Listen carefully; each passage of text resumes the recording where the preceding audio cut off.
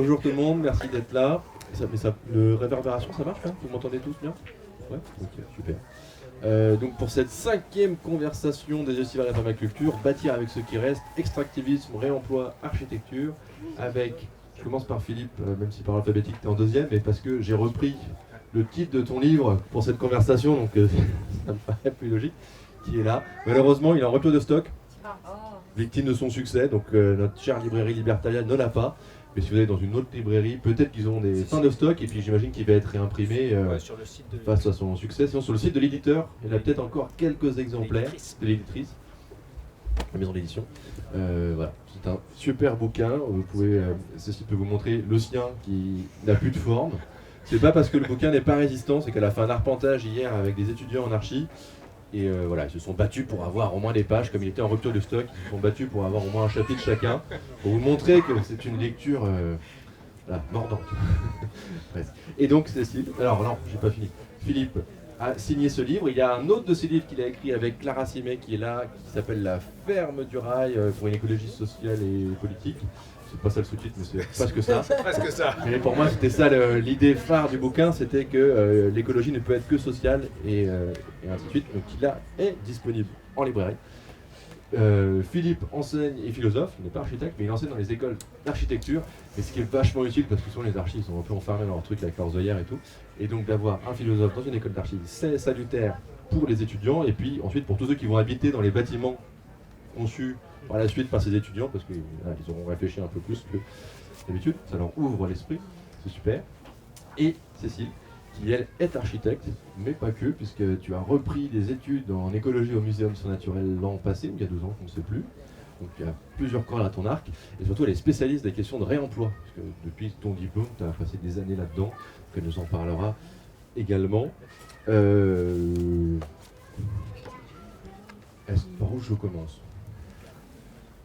Est-ce que peut-être, comme un des grands débats aujourd'hui, on va poser une grosse question tout de suite, dans le milieu de l'architecture, c'est la construction neuve contre la réhabilitation. On en a parlé juste avant, c'est pour ça que ça me semble cohérent, avec Sarah qui nous a parlé de la tour INSEE. Je ne sais pas si il y en a quelques-uns d'entre vous qui étaient ici à Malakoff, qui a été démolie pour reconstruire à peu près le même nombre de mètres carrés. 30 000 mètres carrés démolis, 30 000 mètres carrés reconstruits. Et donc j'avais peut-être envie de commencer par cette question-là. Faut-il encore construire?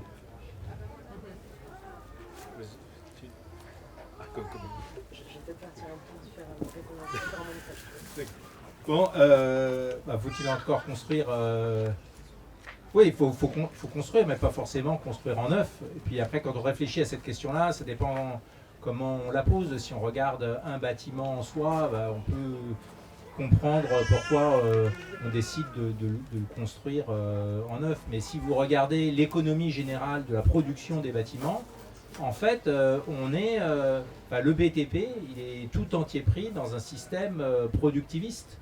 C'est-à-dire qu'on détruit pour construire, pour redétruire, pour reconstruire à nouveau, parce que ça fait tourner la machine. Et ce qui veut dire, dans l'ensemble, qu'on consomme des quantités phénoménales de matières premières alors qu'on n'en a pas du tout besoin. Donc, c'est pas tellement la question, c'est pas tellement de savoir si il faut construire en neuf ou pas. Ce serait plutôt non, mais la question pour moi, c'est comment est-ce qu'on change un peu de logique et on part de l'existant, on part de ce qui est là, qui a des qualités, puis on le regarde avec une plus grande attention. Et puis dans un deuxième temps, peut-être ça a besoin d'être réparé, peut-être on peut réemployer un certain nombre de matériaux de construction pour réparer cet édifice, et puis on peut en construire d'autres avec des matériaux de réemploi, et puis vraiment au bout de la réflexion, on construit en neuf quand il n'y a vraiment pas de possibilité de faire autrement. Et donc l'idée, ça serait plutôt de dire comment on pose des priorités et comment est-ce qu'on arrive à la fois dans nos manières d'enseigner l'architecture et puis dans les manières de légiférer aussi sur le monde de la construction, à faire de telle sorte que la construction neuve soit vraiment la dernière étape possible et non pas la première. Ça nous oblige à revoir les façons dont on définit ce qu'est l'architecture, dont on enseigne, et bien évidemment le modèle économique qui sous-tend tout ça, quoi.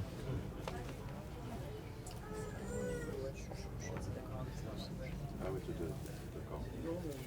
Ok. D'accord. Tu as parlé de... Je vais te donner la parole tout de suite. Philippe, tu as prononcé ce mot de réemploi. Cécile, puisque c'est ton domaine, est-ce que tu veux nous dire ce que c'est? Je ne sais pas si c'est évident pour tout le monde. On a tous cette notion de recyclage pour nos objets du quotidien. Dans la construction, on parle plutôt de réemploi. Qu'est-ce que c'est? D'où ça sort? Est-ce que c'est une pratique nouvelle? Est-ce que ça a toujours existé? Est-ce que c'est solide? Est-ce que ça tient? Je pose des questions hyper naïves, hein, parce qu'on n'est pas que entre architectes, donc je me fais candide. Est-ce que déjà parmi vous, il y a des personnes qui n'ont jamais entendu parler de réemploi des matériaux de construction? Vaguement. Allez, c'est pour savoir par où je commence. Le réemploi des matériaux de construction, c'est une action qui vise à récupérer des matériaux, soit dans des bâtiments existants qui sont voués à la démolition ou à des travaux de réhabilitation, et à les préparer, les remettre en état, pour soit leur donner un usage similaire à leur usage initial, soit les détourner de leur usage et leur donner un nouvel usage et les intégrer dans la construction ou la conception d'un nouveau composant d'ouvrage. Donc très simplement, on peut récupérer une porte et en refaire une porte, on peut récupérer une porte et récupérer le bois qui compose la porte, c'est une porte en bois évidemment, c'est pas toujours le cas, pour faire autre chose, des bardages, du mobilier, etc. etc. Voilà, ça c'est le réemploi. Des matériaux. Ça peut s'appliquer à plein d'autres choses. Est-ce que tu as un exemple d'un bâtiment que nos amis pourraient connaître, qui pourraient aller visiter pas loin, où il y a du réemploi à voir en vrai? Oui, tout à fait. Un projet sur lequel j'ai travaillé avec Clara Simet, qui est ici, c'est le pavillon des canaux qui se trouve au niveau un tout petit peu après la rotonde de Stalingrad, à côté du MK2.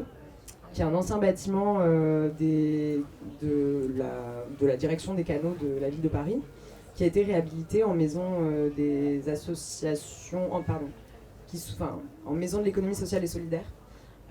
Donc c'est une association qui est sous l'égide de la ville de Paris, qui était le commanditaire de ce projet. Et donc là, il y a une expérimentation assez poussée du réemploi de matériaux, puisqu'il y a une grande partie du projet qui a été réalisée à partir de matériaux de réemploi. À titre d'exemple, il y a notamment la terrasse qui a été construite devant le bâtiment avec une charpente métallique qui a été récupérée sur un hangar logistique à Bondy. Mais aussi les éléments qui composent cette terrasse, le plancher et d'autres éléments intérieurs du projet. Il y en a tout un tas, je ne sais pas si j'en fais la liste là tout de suite, mais voilà, des revêtements de sol, des sanitaires, avec pas mal de détournements d'usage, justement, et peut-être qu'on va pouvoir en parler, puisque c'est là où l'expérimentation a été poussée assez loin et où elle a été particulièrement intéressante et vertueuse. Un autre élément notable, c'est le muret de soubassement de cette terrasse, qui a été réalisé à partir de matériaux de voirie de la ville de Paris, qui ont été remis en œuvre comme il s'agit de pierres de sol, de dalles de sol, qui ont été remis en œuvre avec la technique de la pierre sèche. Donc, qui ont permis aussi de revenir sur une technique plus traditionnelle et beaucoup moins courante dans nos environnements urbains, et notamment de faire travailler des personnes en insertion qui ont redécouvert cette technique, qui se la sont réappropriées. Et ça, c'est c'est une des valeurs très intéressantes de la pratique du réemploi notamment. Justement, là, tu as parlé de la pierre sèche. Je trouve que j'ai dû faire 10 cm² de ce mur en pierre sèche, vachement dur. J'ai passé la demi-journée pour faire 10 cm², c'est très très dur. Enfin, pour quelqu'un qui n'est pas à droite de ses mains en tout cas. Mais ce que je trouve aussi très intéressant dans cette technique, c'est qu'il n'y a aucun liant hydraulique ou qu'on ajoute, aucun ciment, aucune chaux. C'est tout est en friction, ce qui en fait permet un réemploi ultérieur assez facilement. Et donc quand on parle de réemploi, on parle aussi beaucoup d'assemblage, et là je sais que c'est une notion qui t'intéresse beaucoup. Philippe, peux-tu nous parler de ces assemblages? ou qu'est-ce que ça implique de changement de mentalité de la construction neuve à une pratique du réemploi, et où ça se joue beaucoup dans l'assemblage. On sait qu'aujourd'hui on a des produits standardisés où tout est collé et on ne peut pas séparer les différents éléments constitutifs. Et ouais, bah c'est un peu ce que tu dis là. Quand on regarde, alors moi je suis pas un spécialiste de l'histoire de la construction, j'ai pas des connaissances très poussées en technique constructive, mais le réemploi il a toujours existé. Toutes les sociétés ont toujours réemployé, pas seulement des matériaux de construction, mais aussi beaucoup d'autres choses. Et puis bien évidemment, ce réemploi, c'était des choses qui marchaient très très bien. Et puis avec la révolution industrielle et puis l'apparition de nouveaux matériaux, voilà, l'acier, le béton, c'est devenu beaucoup moins cher de produire en neuf que de passer du temps à déconstruire les bâtiments, à récupérer des éléments, à les remettre en état, et puis après à reconstruire avec. Donc on a des matériaux qui sont devenus hégémoniques parce que vous les trouvez partout sur la planète. C'est le même béton que vous allez trouver avec le même savoir-faire. Donc ça veut dire aussi qu'il y a une perte des savoir-faire qui existaient dans les techniques constructives plus anciennes. Donc il y a un appauvrissement finalement de la culture de la construction. Mais c'est aussi, et c'est ce que tu disais là, finalement, on concevait les bâtiments de telle sorte à pouvoir récupérer leurs éléments. Donc ça veut dire qu'on pouvait les démonter, les déconstruire sans avoir à tout casser. Et c'est vrai que quand vous regardez, alors je ne pourrais pas vous le dire précisément, mais c'est vrai que le fait d'avoir des liants, hein, voilà, vous voyez le béton, c'est un mélange en fait. Donc après, c'est très difficile à réemployer. On peut le réemployer, mais c'est difficile. Et puis vous regardez par exemple les fenêtres, vous avez des montants de fenêtres où pour gagner du temps et gagner de l'argent, on a tout collé. Alors qu'avant, on pouvait démonter ces éléments-là et puis les réutiliser d'une manière ou d'une autre. Donc moi je suis convaincu que en fait les entreprises de fabrication de matériaux ont fait les choses de telle sorte que la destruction soit un principe systématique, voilà, pour que justement on ne puisse pas réemployer. Donc si vous collez tout, faut tout péter. Voilà. Et une fois que vous avez tout pété, il n'y a plus qu'à racheter. Voilà. Et donc comme les bâtiments, ils ont une durée de vie, en fait ils pourraient durer très longtemps, mais on vous explique qu'au bout de 30 ans, un immeuble de bureau, il ne vaut plus rien et qu'il faut le détruire pour en construire un autre. Voilà, si vous ne pouvez pas récupérer ou démonter un certain nombre d'éléments, tout part à la benne. Donc la réflexion sur le réemploi, c'est aussi comment en amont les matériaux sont fabriqués de telle sorte à pouvoir être réemployables, et malheureusement dans certains cas pas du tout. Tu veux ajouter quelque chose ? Justement, c'est surprenant aujourd'hui qu'on est dans une société où on jette tout alors qu'on n'arrête pas de parler de la raréfaction des ressources. Et donc est-ce que mais en même temps, en parlant dans le milieu du réemploi, on va aussi parler de mine urbaine aussi. On va dire que en ville, il y a déjà tous les matériaux dont on a besoin pour construire. À Paris, on dit que la première ressource forestière, en fait, c'est les charpentes de nos bâtiments. Il n'y a pas besoin de couper de nouveaux arbres. La forêt, elle est là. Et je sais que Philippe, tu as beaucoup de mal avec le vocabulaire qui est utilisé aujourd'hui dans les milieux du réemploi, qui, selon toi, en parlant de mine urbaine par exemple, reprend un schéma ancestral d'exploitation. Ouais, c'est une petite critique, parce que j'ai pas de critique à faire aux actrices et aux acteurs du réemploi. Voilà, donc, je suis à la fois solidaire et très admiratif. Hein. Mais à un moment, on a parlé de gisements urbains, de mines urbaines, pour dire, regardez, en fait, les villes, c'est des réservoirs absolument extraordinaires, parce qu'il y a déjà tous ces éléments qui sont là à notre disposition dans les bâtiments. Donc on n'a pas besoin de produire des matériaux neufs, sortis d'usine. Tout est déjà là, virtuellement. Hein, et voilà. Sauf que cet imaginaire du gisement et de la mine, qui renvoie dans le fond à des formes d'exploitation de la nature extrêmement violentes.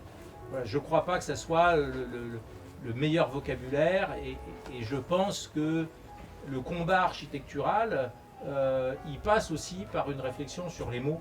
Voilà, il passe par voilà, quel imaginaire on a envie de partager, quel imaginaire va nous porter. Aussi pour s'opposer finalement aux majors de la construction, aussi pour voilà, s'opposer à tout un tas d'entreprises dont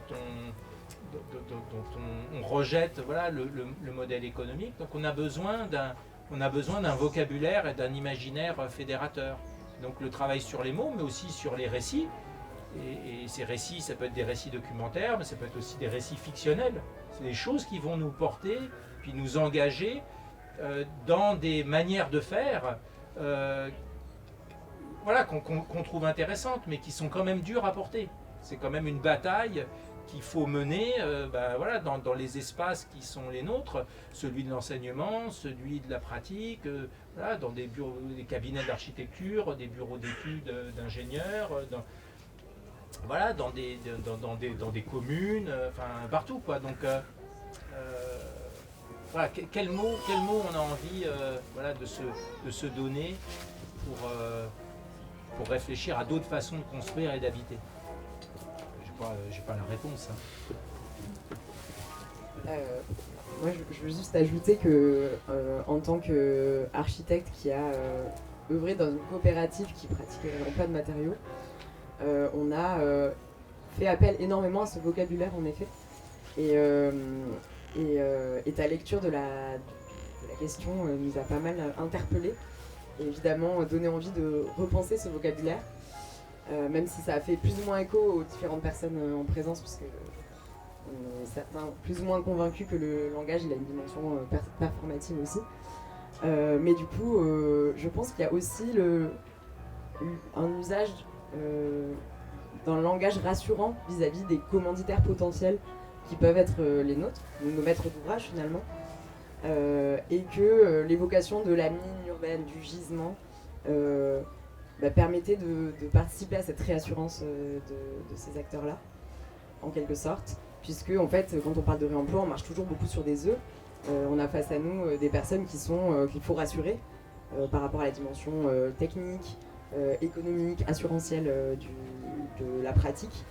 Et c'est vrai que je suis pas mal à court d'idées de quel vocabulaire alternatif utiliser pour qualifier toutes ces choses-là, aussi parce qu'on a pris l'habitude de les nommer comme ça.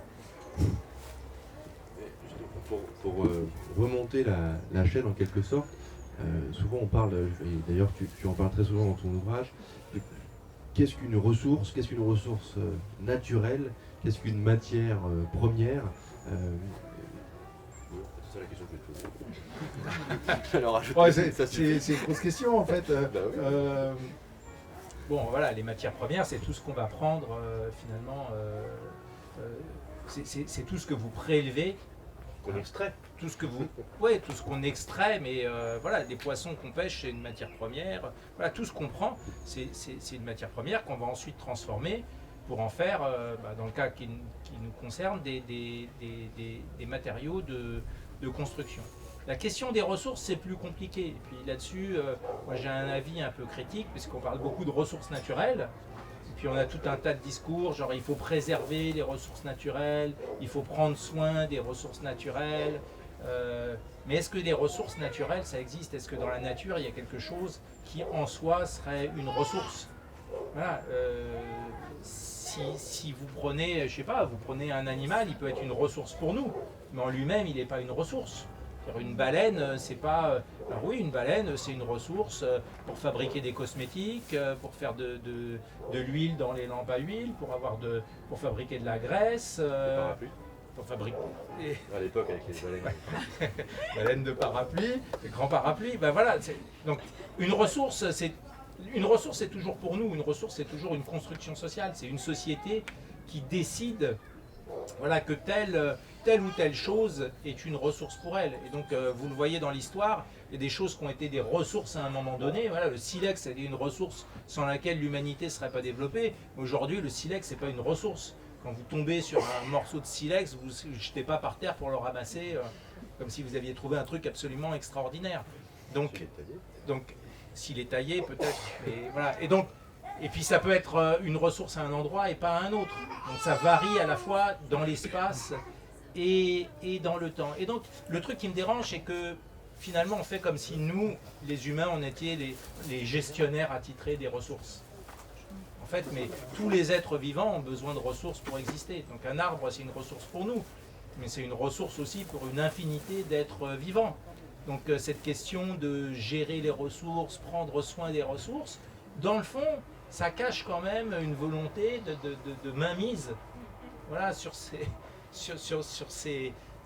tous ces êtres et ces choses du monde, et ça nous empêche de réfléchir à d'autres formes de partage. Voilà. Donc si on veut parler de ressources, c'est des ressources qui sont communes à tous les êtres vivants. Donc comment s'opère un juste partage entre tous ces êtres? C'est une question qu'on peut se poser.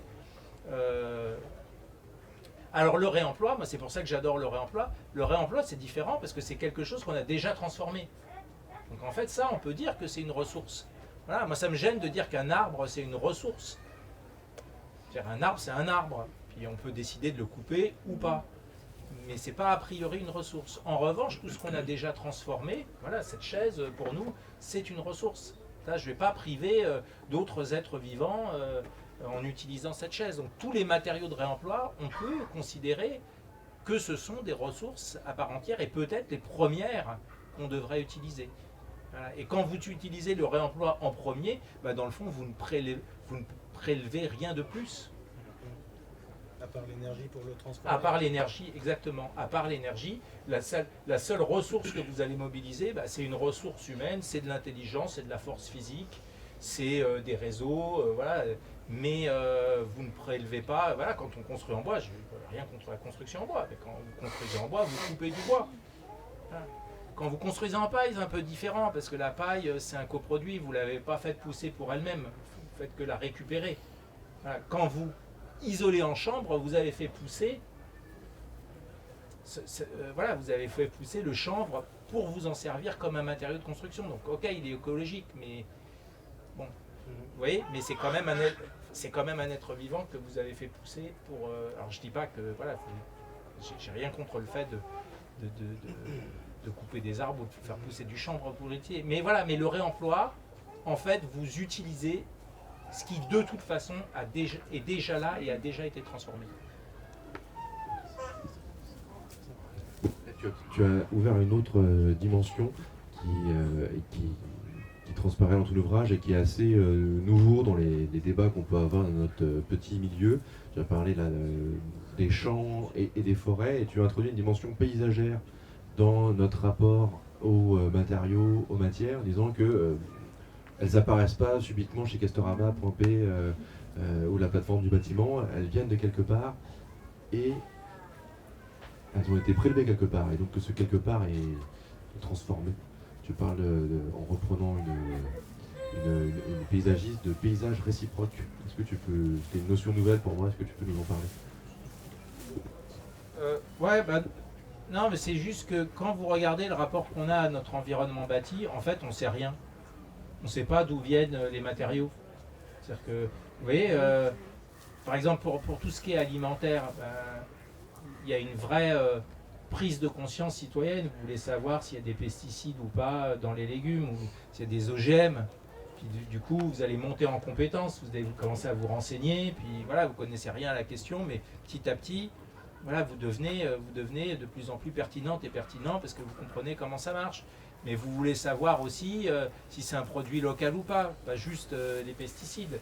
Est-ce que le produit il a fait le tour du monde avant d'arriver dans mon assiette, ou est-ce que c'est une production locale? Et puis vous voulez savoir dans quelles conditions aussi, parce que ok, c'est une fraise locale, mais si les gens travaillent dans des serres à 50 degrés comme des esclaves, peut-être qu'elles ont moins bon goût, mes fraises. Donc finalement, aujourd'hui, on s'intéresse à tout ça. Et on le fait pour l'alimentation, mais on ne le fait pas pour notre environnement bâti. On ne sait absolument rien. Regardez chez vous et demandez-vous d'où viennent les matériaux. En fait, c'est très difficile à savoir aussi, parce que c'est des matériaux sans feu ni lieu. Hein, quand vous avez voilà, de l'aluminium, d'où vient la bauxite, comment elle a été transformée. Voilà. Quand c'est du béton, d'où viennent les agrégats, d'où vient le sable. On sait pas en fait. On sait pas. Et même les professionnels en fait, ils savent pas. Ça fait peur. Et du coup, quand vous commencez à remonter un peu les matériaux à la trace, Bah, ça vous emmène toujours sur des sortes de scènes de crime absolument épouvantables quand vous regardez d'où est-ce qu'ils viennent et comment cette matière-là a été extraite. Et ben voilà, souvent on est sur des zones qui sont complètement dévastées par des formes de prédation dont on est les bénéficiaires.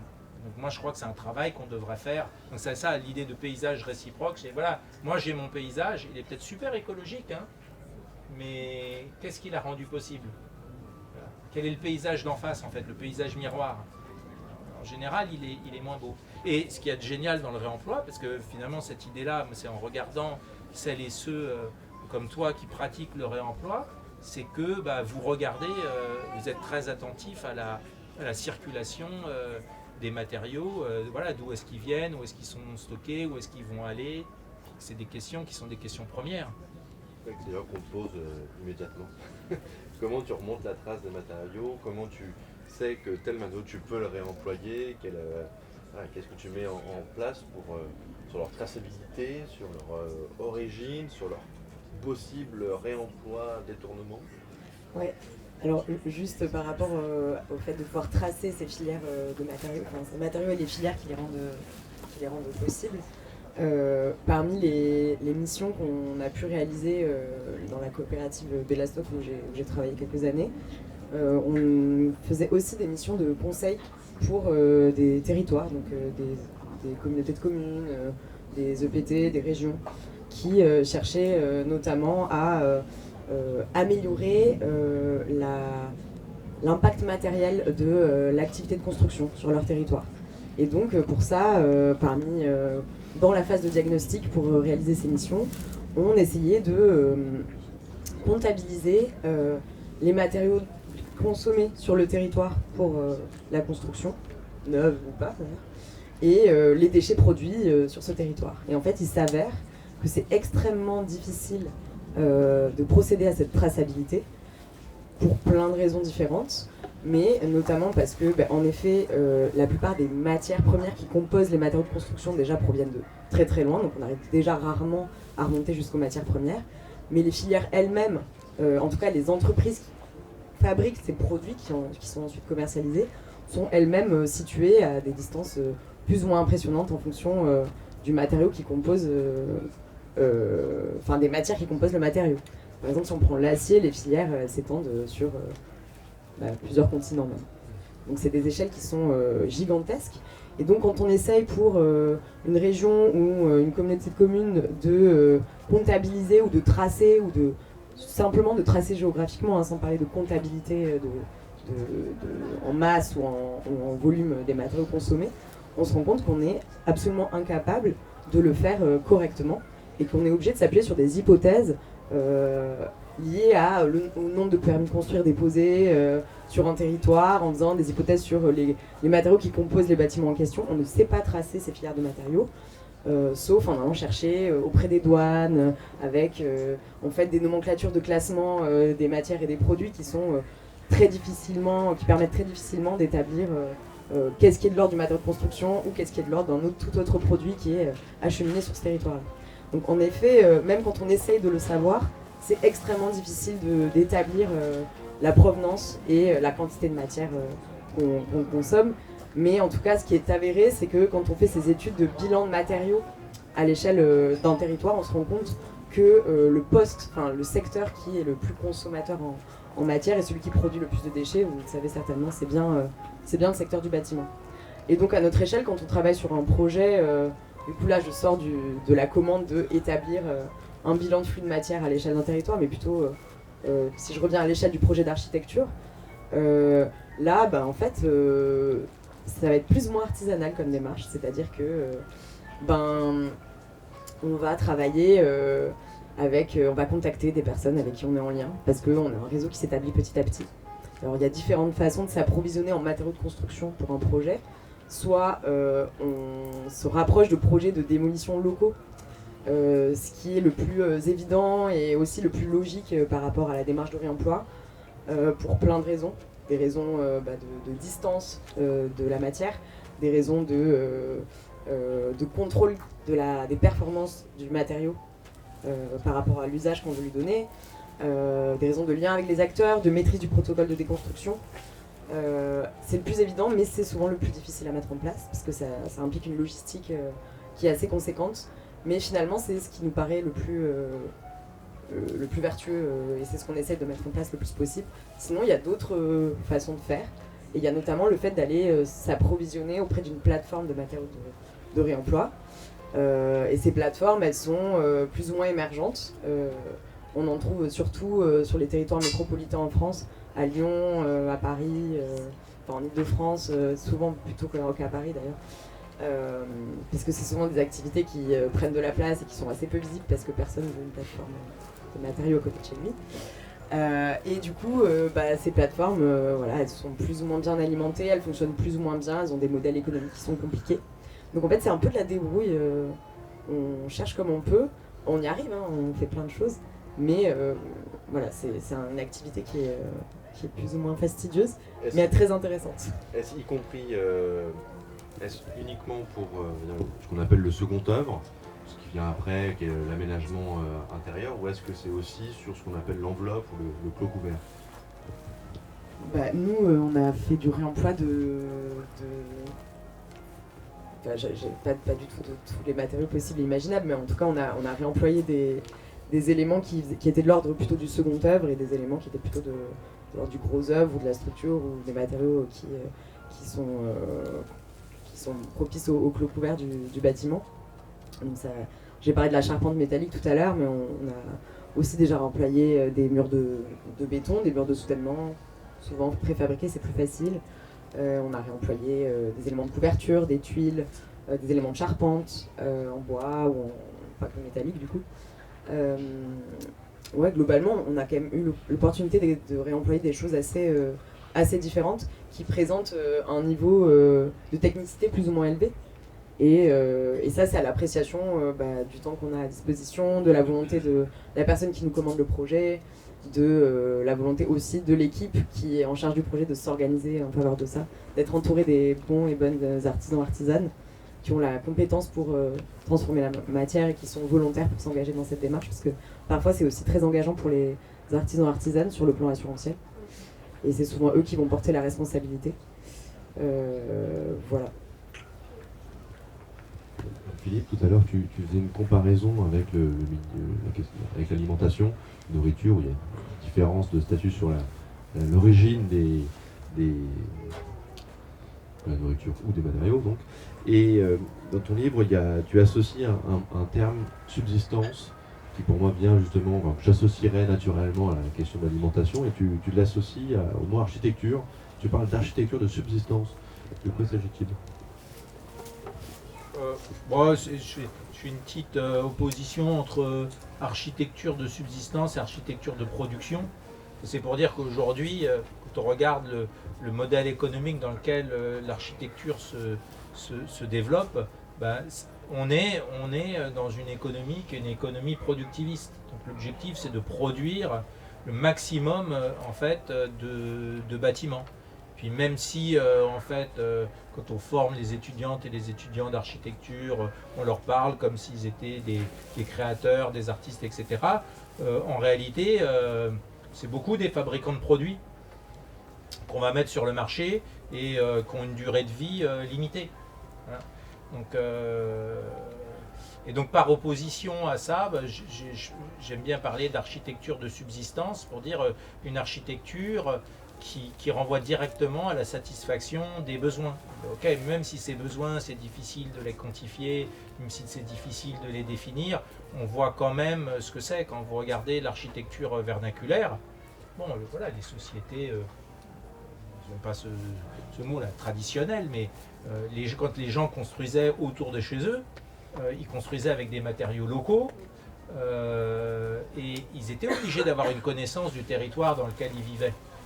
Parce que si vous construisez un chalet et que vous commencez à en construire 3 et à couper tous les arbres qu'il y a autour de vous, les personnes qui vivent avec vous, elles ne vont pas vous laisser faire. Parce qu'elles ne pourront pas construire leur maison. Donc nécessairement, il y a une forme d'accord qui doit se mettre en place entre les personnes qui habitent là. Et puis, c'est vous-même qui allez construire votre maison avec d'autres. Ça ne veut pas dire qu'il n'y avait pas des professionnels, il n'y avait pas des gens qui avaient des savoir-faire, qui étaient très spécialisés et qui circulaient de village en village. Mais voilà, on avait une connaissance de son environnement, on avait une connaissance des façons de construire, et donc, en fait, on construisait assez peu. Mais quand vous formez des gens qui n'ont aucune idée des matières qu'elles mobilisent et de la quantité qui est mobilisée, bah, du coup, vous pouvez, voilà, vous devenez des machines à construire, en fait. Et donc, vous construisez, parce que vous n'avez pas de compte à rendre sur la quantité de matière que vous prélevez.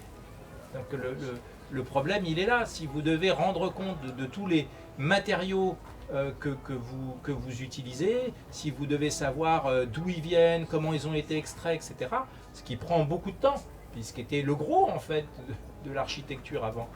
Le gros de l'architecture, c'était pas la construction, c'était tout ce qu'il y avait avant, parce qu'il fallait s'assurer que les matières existent en quantité disponible, que les personnes qui allaient les mettre en œuvre étaient présentes aussi en quantité disponible, que les savoir-faire étaient là. Donc il y avait un gros travail de préparation, mais qui conscientisait énormément l'acte de construire. Et aujourd'hui, on est très conscient du design spatial, mais pas des questions de matérialité. Et du coup, pour moi, bah, c'est la porte ouverte, justement, au productivisme. Comme on n'a pas à rendre des comptes sur la matière, bah, on peut y aller encore et encore. Parlant de productivisme et de politique, je sais que tu fais partie d'un groupe qui s'appelle les Bâtisseuses des Terres, qui est un petit peu, si vous étiez là hier, on avait des gens, des naturalistes des terres, c'est un peu le pendant, mais minéral, des naturalistes. Est-ce que tu veux nous en dire deux mots? Parce que c'est tout jeune, donc peut-être que vous n'avez pas encore eu connaissance. Oui, en effet, c'est un collectif qui est tout jeune, dont on n'a pas encore beaucoup parlé. Il a été pas mal évoqué pour celles et ceux qui étaient présents au village de l'eau cet été. Ils ont eu droit à un petit podcast sur place. Les Bâtisseuses des Terres, c'est un collectif qui a l'initiative de plusieurs personnes qui viennent d'horizons assez différents et qui se retrouvent autour de la nécessité de mettre en commun les luttes autour des questions de l'habité, du droit au logement, de la construction écologique, du soutien aux luttes aussi, et qui vise à notamment venir, de la même façon que les naturalistes des terres le font aujourd'hui, à l'appel de lutte située quelque part, venir apporter des compétences en matière de construction, de droit de l'urbanisme, de squat de bâtiments, de toutes ces choses-là. Et notamment de porter au jour aussi des questions qui nous tiennent à cœur, et comme vous l'avez souligné tous les deux, des choses qui sont assez invisibles, en tout cas qui font peu l'objet de mobilisation, qui sont notamment la question de l'extractivisme et de la provenance des matériaux, et de la responsabilité des industriels, des politiques, face à la présence hégémonique de certains de ces matériaux et face à certaines façons de construire qui nous paraissent problématiques. Et donc c'est un collectif qui est extrêmement protéiforme, et dans ses membres et dans ses actions, mais et voilà, et qui commence à s'organiser depuis seulement quelques mois, qui a rédigé un appel que... Alors, j'ai un seul exemplaire. J'ai pas été très bonne en approvisionnement. Je peux vous le déclamer, mais c'est tout de suite les grands mots, hein, si ça vous intéresse. Ouais. Bon, ça va aller. Alors que partout s'annonce le désastre, rien ne semble pouvoir freiner la course en avant du BTP. Un système productiviste, prisonnier des logiques libérales des majors de la construction et de l'aménagement. Verrouillé par un appareil réglementaire et assurantiel complice. Ivre de la puissance d'un monde mécaniste et extractiviste. Il abîme nos corps, saccage nos milieux, nous arrache à nos savoir-faire. Un monde de béton et de pétrole, peuplé de travailleuses sous-traitées et maltraitées. Et c'est ce monde dont nous faisons partie, isolés et fragmentés. Nous, bâtisseuses, héritons de pratiques délétères qui font loi et nous poussent à la mise en œuvre précipitée de produits industriels normés et toxiques. Nous acceptons des cadences de travail dangereuses et mortifères. Nous oublions les pratiques et le temps nécessaire au bâtir de mondes pérennes et joyeux. Le soin que nous devons à nos ouvrages, à nos milieux, comme à nos compagnonnes. Refusons cet état de fait, refusons le tout béton, refusons d'aménager le désastre, refusons d'être les cachets verdissants de Bouygues, Lafarge-Holcim, Vinci, Nexity, Eiffage et tous les autres. L'heure est à la déconstruction collective pour se reconstruire ensemble, se ressaisir du bâtir dans ses dimensions politiques, sociales et écologiques. Nous avons les clés pour démanteler ce monde dont nous pensons être prisonnières. Ce n'est qu'en structurant de nouvelles solidarités et en créant des ponts entre celles qui fabriquent et celles qui habitent, entre les vies urbaines et rurales, entre celles qui sont dans des bureaux et celles qui luttent, entre celles qui montent des charpentes et celles qui construisent des cabanes, que nous arracherons la construction aux forces de destruction qui la gouvernent. C'est presque fini. C'était une bonne chute.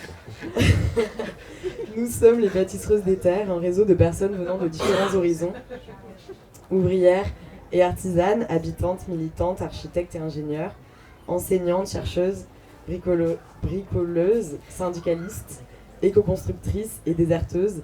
Nous mobilisons nos compétences et savoir-faire au service des luttes existantes, qu'elles soient pour de meilleures conditions d'habiter, de travailler, ou pour lutter contre les démolitions ou la bétonisation. Nous appelons les professionnels du bâtiment et les habitants à se mettre en mouvement et joindre leurs forces. Inventons ensemble d'autres manières de construire. Bon, voilà, ça se répète un petit peu, je m'arrête là. Mais je vous fais tourner si vous voulez, il y a le contact du collectif, si ça vous intéresse. Super. Et puis d'ailleurs, on va faire tourner le micro aussi, parce que il y a les conférences là-bas, un peu protocolaires, je te connais, c'est très sympa aussi. Et ici c'est beaucoup plus cool, il y a de la paille aussi, on est en cercle, il y a un micro qui circule, donc si vous voulez prendre la parole, vous faites coucou, je vous le temps, vous me dites. N'hésitez pas.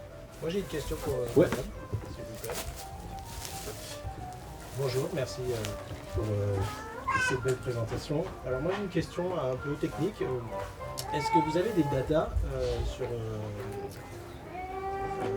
dans votre collectif d'architectes sur le pourcentage de réemploi que vous avez réussi à mettre en œuvre dans les bâtiments que vous avez fait pousser?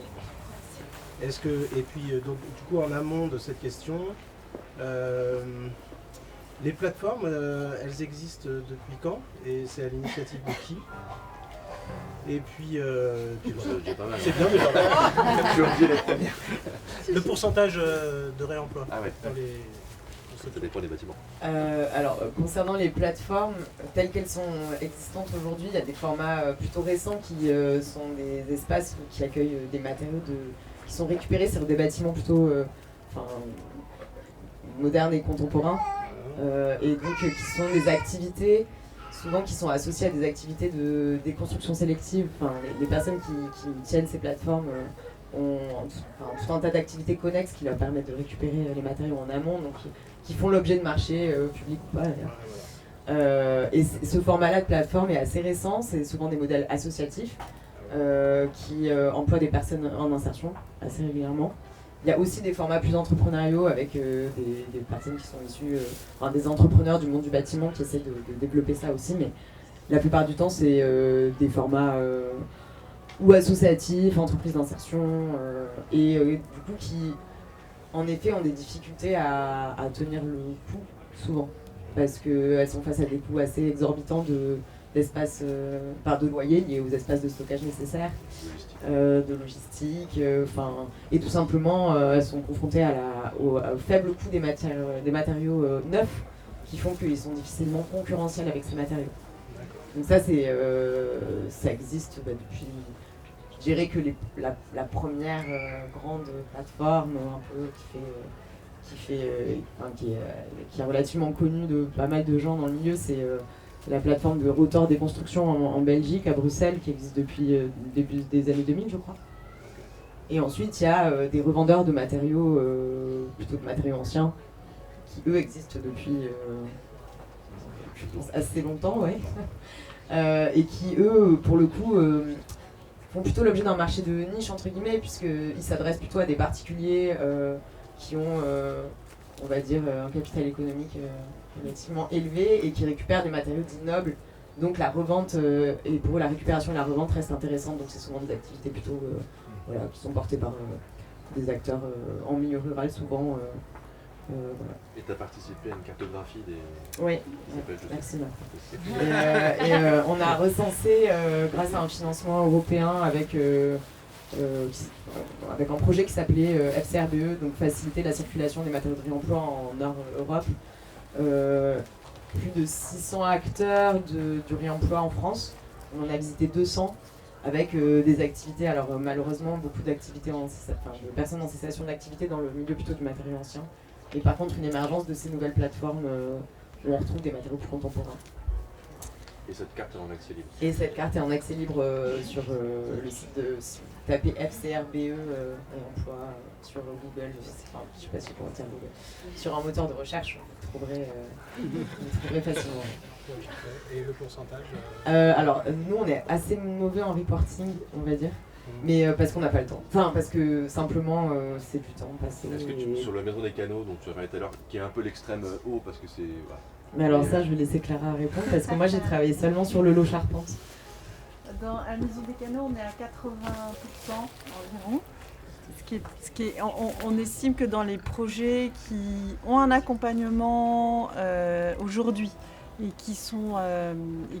dans le meilleur des cas, on arrive à 1% de matériaux remployés. Donc ça veut dire qu'ils sont accompagnés donc ça c'est la majorité, et donc ça c'est le taux actuel, c'est-à-dire très très bas quand même.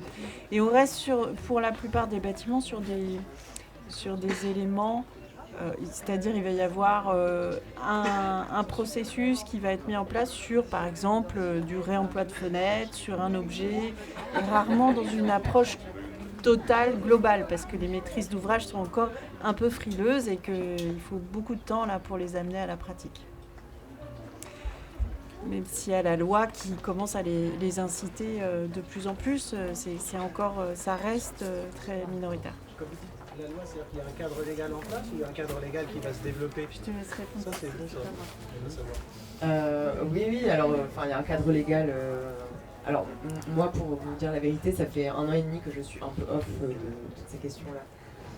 Tu veux que je réponde? Mais moi, je connais le cadre légal jusqu'en 2022, quoi. C'est pas mal. Non, mais c'est la RE 2020, là, favorise justement Réglementation environnementale. la réglementation environnementale qui concerne tout le monde sur des objectifs. Et là, disons, pour faire court, que tous ceux qui bâtissent, qui commandent un bâtiment, gagnent des points pour atteindre les performances qui sont exigibles et exigées, gagnent des points à faire du réemploi. Donc ça a été très favorisé, puisque gagnent des points à carbone, puisque l'objectif de tout ça, c'est le carbone, dans l'esprit de cette loi. L'esprit de cette loi, c'est pas de sauver la biodiversité, c'est de sauver du carbone, comme à peu près toutes les politiques aujourd'hui, malheureusement. Je voulais dire que ça ne sert pas à ces points-là. Ça fait Ça permet On avait déjà parlé un petit peu en filigrane. C'est quoi les freins majeurs justement à l'utilisation du réemploi? Et à votre avis, quels seraient les premiers axes ou les principaux axes d'action? Premier, alors est-ce que c'est politique, réglementaire, financier, compétences, etc. Pour avoir en fait une idée de qu'est-ce qu'il faut faire pour que ça s'enclenche un peu mieux.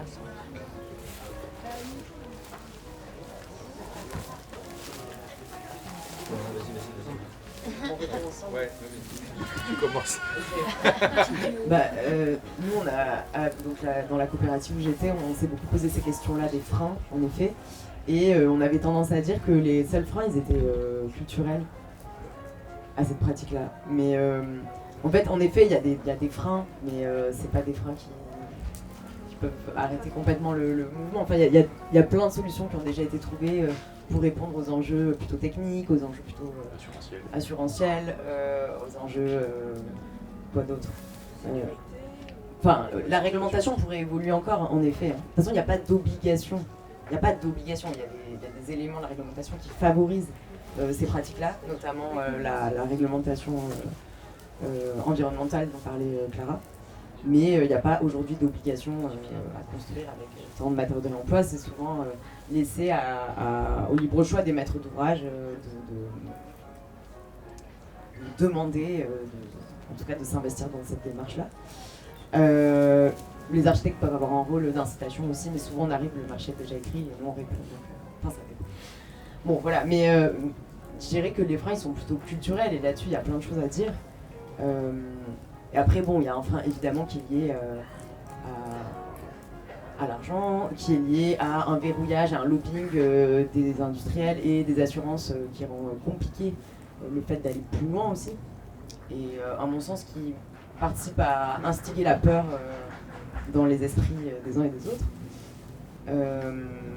Donc oui, ils sont culturels, mais ils sont aussi liés au travail de ces lobbies. Quand je dis culturels, ils sont liés à un non-apprentissage de la plupart des concepteurs à justement tout ce dont parlait Philippe tout à l'heure, c'est-à-dire à concevoir à partir d'un matériau, à porter de l'intérêt à ce matériau et à travailler à partir d'un matériau et des matériaux disponibles et pas dessiner un projet et puis ensuite se demander avec quoi on va le construire, quoi. Souvent la question arrive trop tard. Oui, il y a beaucoup de freins culturels. Ouais. Si tu as fait les freins, tu veux faire les leviers Ouais, non, mais ça va dans le même sens. Je pensais pas que tu dirais ça, mais en fait, oui, moi je suis convaincu que c'est un problème culturel. Quand vous regardez l'histoire de la construction, en fait, la construction en œuvre, c'est un tout petit moment dans l'histoire de la construction. Donc nous, on essaye de sortir de ce moment-là, mais on est encore dedans, en tout cas dans nos têtes.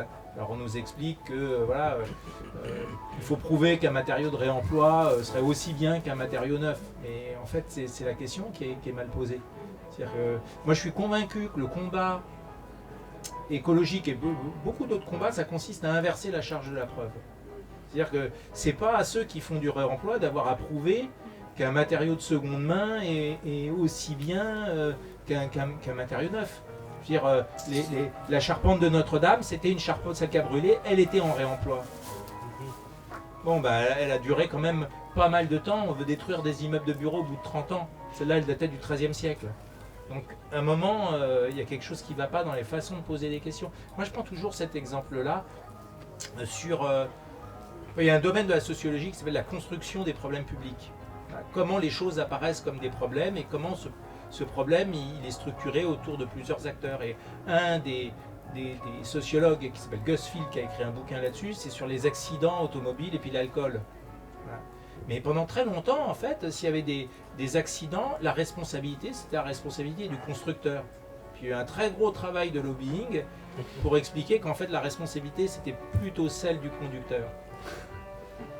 Et maintenant, on a intériorisé cette idée. C'est évident que s'il y a un problème, c'est parce qu'on a bu au volant, c'est parce qu'on n'a pas mis sa ceinture, c'est pas... Voilà, et on a intériorisé ça comme si ça allait de soi. Mais pourquoi faire des voitures qui vont jusqu'à 200 à l'heure, en fait? Donc, il y a un travail pour inverser systématiquement les questions. Moi, je suis convaincu que c'est ceux qui produisent des matériaux en œuvre qui doivent justifier le fait qu'ils produisent des matériaux en œuvre. Alors que... en fait, les leviers, ils sont sur tous les postes. Dans la question des assurances, c'est tous en même temps. Ouais, c'est tous en même temps. Après, non, mais c'est une question sociale. Après, plus vous formez, le plus simple, c'est de former en fait. Plus vous formez, plus vous formez des élus, plus vous formez, voilà. Ouais. Moi, je trouve que je viens d'arriver, mais il y a des choses qui se font déjà sur ces questions-là. Dans le monde des monuments historiques, les architectes en chef des monuments historiques, on n'a pas un bureau de contrôle qui vient les emmerder s'il y a un problème de structure. Vous voyez ce que je veux dire? C'est dans leurs compétences et la reconnaissance professionnelle que dans le monument historique, on réemploie des matières depuis des siècles. Donc en fait, cette question-là, il faut juste que le bâtiment revienne à des questions traditionnelles. En fait, je suis désolé je pense qu'on a des exemples concrets. Les ACMH pourraient donner un très bon exemple. D'accord, mais toute la question est dans le juste. Il faut juste.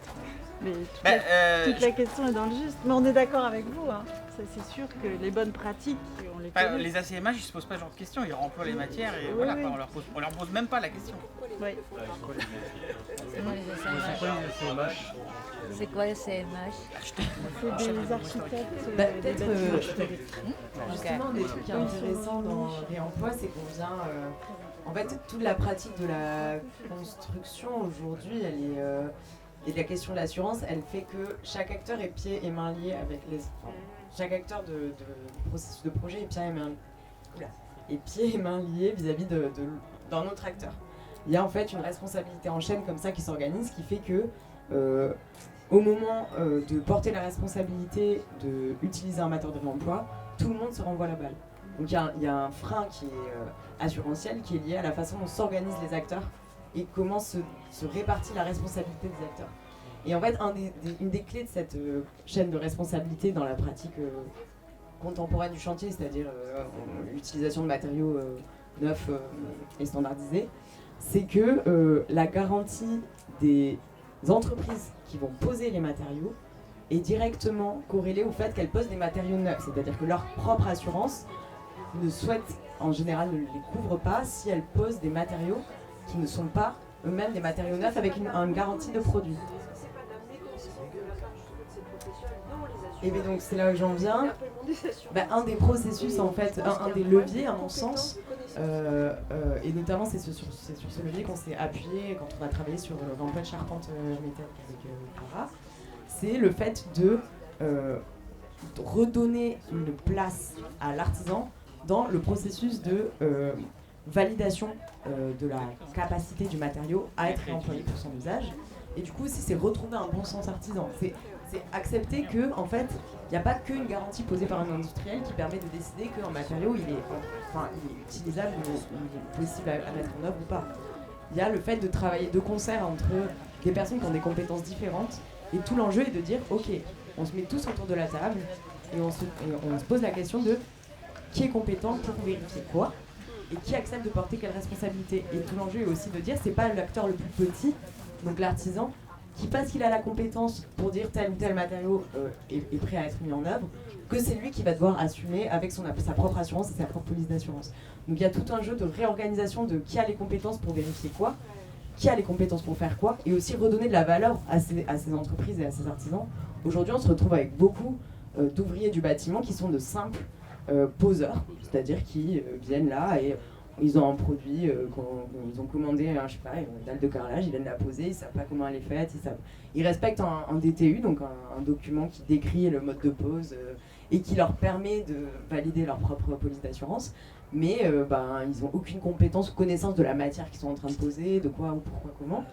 Et en fait l'idée avec le réemploi c'est vraiment de pouvoir faire en sorte que de revaloriser ce travail-là aussi et ce rapport à la matière. Et donc, un des leviers serait d'être capable de connaître cette matière, de travailler de concert entre des artisans, des architectes, et peut-être un peu plus brouiller ces lignes-là, parce qu'ils sont un peu figés de l'entreprise de pose, celui qui fabrique. Le bureau de contrôle est partie prenante de ces processus, c'est-à-dire que là, le protocole qu'on a établi pour valider l'emploi de la charpente métallique qu'on a mis en œuvre sur les canaux, la terrasse des canaux, ça a été fait de concert avec le bureau de contrôle qui a validé le fait que notre protocole de validation des performances de la charpente lui convenait, lui semblait ok. Mais ça, c'était ok pour cet interlocuteur-là. Dans ce bureau de contrôle, c'est un bureau de contrôle parmi d'autres, c'était une personne dans ce bureau de contrôle parmi d'autres. Vous auriez eu un collègue, ça n'aurait pas marché. D'où l'intérêt de changement culturel aussi parmi les acteurs. Les bureaux de contrôle, c'est un vrai sujet. Bah oui. Problème avec certains bureaux de contrôle classiques, comme vous dites, qui nous emmerdent tout le temps en fait. Donc c'est vrai que les maîtres d'ouvrage doivent aussi choisir des bureaux de contrôle qui ont la culture de la réhabilitation et du réemploi, ce qui n'est pas encore le cas. Mais après la dimension systémique et politique du lobbying industriel et du pouvoir des majors, elle est quand même clairement pas négligeable. Ça devrait peut-être être le premier frein à citer. J'ai une autre question, s'il vous plaît. Oui, alors, s'il y a quelqu'un d'autre d'abord, pour faire tourner. Quelqu'un d'autre pour les deux dernières questions avant la prochaine discussion? Non? Ok, donc là, je vous la redonne. Merci. Oui, je me demandais s'il y avait un pays en Europe qui était leader sur ce segment-là. Il y a plusieurs pays où les choses avancent quand même assez bien. Je citerai notamment la Belgique, les Pays-Bas, l'Angleterre, la Suisse aussi. Ils sont quand même assez... Ils sont relativement bons, ouais. Ils font pas mal de réemploi et c'est une pratique qui n'a pas beaucoup disparu. Je sais qu'en Belgique notamment, c'est une pratique qui reste assez... Et si vous deviez choisir un modèle d'inspiration parmi les pays que vous avez donnés, vous seriez plus proche de... Je les connais pas assez bien dans le détail pour pouvoir vous en parler, mais dans le cadre du projet européen, donc FCR Bleu dont je vous parlais tout à l'heure, on a travaillé notamment sur la mise en commun des pratiques assurantielles entre acteurs du coup français, luxembourgeois, belges et il me semble que c'est tout. Enfin, on était en tout cas des membres de ces 3 pays-là. Et on a un peu regardé comment les acteurs de ces différents pays justement levaient les freins qui étaient associés aux questions de responsabilité et d'assurance. Et en fait, cette mise en commun, elle était assez riche, assez intéressante. Et je dirais que SECO, qui est un bureau de contrôle avec lequel on a travaillé sur cette question-là, avait pas mal de choses à raconter. Et eux, en l'occurrence, ils sont luxembourgeois, il me semble. Mais je ne pourrais pas vraiment vous dire, je connais pas bien dans le détail. De tout ce que j'ai écouté, j'ai l'impression quand même que le verrou assurantiel a l'air d'être un sacré verrou là. Oui et non, parce qu'on peut le lever, comme je disais, on arrive à refabriquer en décrivant un protocole technique qui est validé par un bureau de contrôle, on arrive à rétablir, répartir la responsabilité. Une personne dans un bureau de contrôle. Non, mais parce que là, typiquement, l'artisan avec lequel on travaillait, c'est un artisan qui est pas seulement un poseur, mais qui fabrique lui-même ses éléments de charpente avec lesquels il va travailler. Et du coup, sa propre assurance est une assurance qui le couvre pour le façonnage et la pose. Okay. Et donc du coup, en fait, les artisans qui ont cette capacité à façonner et poser leurs propres produits, matériaux ou éléments de construction, c'est des personnes qui ont, sur le plan assurantiel, assez peu de difficultés à travailler avec des matériaux de réemploi. Sauf que pour la plupart des autres entreprises, étant donné qu'il y a une généralisation de l'approvisionnement de produits industriels, il n'y a pas assez de police d'assurance. Et il faut faire porter un peu la lumière sur les assurances qui acceptent de couvrir. Justement, en tout cas, c'est quelque chose qui est assez, qui a pris pas mal de place qui a fait l'objet de débats au sein de la Fédération française des assurances. Et à l'époque, donc jusqu'à, comme je vous dis, moi, mon actualité s'arrête en 2022. Il y a eu un courrier de la FFA, la Fédération française des assurances, à ses membres pour les inciter à couvrir systématiquement une liste de produits, en l'occurrence où il y a peu de risques associés à leur usage, mais quand même il y a une démarche en ce sens-là. Il y a un syndicat du réemploi, des acteurs du réemploi. C'est intéressant de savoir qu'il y a une liste et qu'on puisse la consulter. Alors elle était plus ou moins confidentielle, je crois. Et ça va pas l'aider, hein. Parce que du coup on peut arriver leur montrer, je sais pas à quel point elle l'était, je m'en fiche un peu, j'avoue. Ok, on se penchera dessus, merci. Une dernière question. D'accord, merci beaucoup à tous les deux. Vous pouvez trouver au marché noir le livre de Philippe, avec ses restes, pardon. Et à 17h ou un petit peu après, on se retrouve ici pour parler des murs à pêche. Donc c'est la première fois que vous découvrez ce lieu, ou si vous êtes toujours posé des questions sur ce lieu, on aura des représentants de plusieurs associations, notamment celle qui a fait classer, qui s'est créée pour préserver ces lieux et qui l'a fait classer par la suite. Donc c'est l'association des murs à pêche. Et aussi l'association Les Pierres de Montreuil qui retapent les murs. Donc on va aussi parler un petit peu construction et maçonnerie. Et quel est le microclimat qui est si particulier aux murs à pêche. Voilà, donc à 17h ou un petit peu après, dites-le à vos copains et on vous retrouve ici. Merci.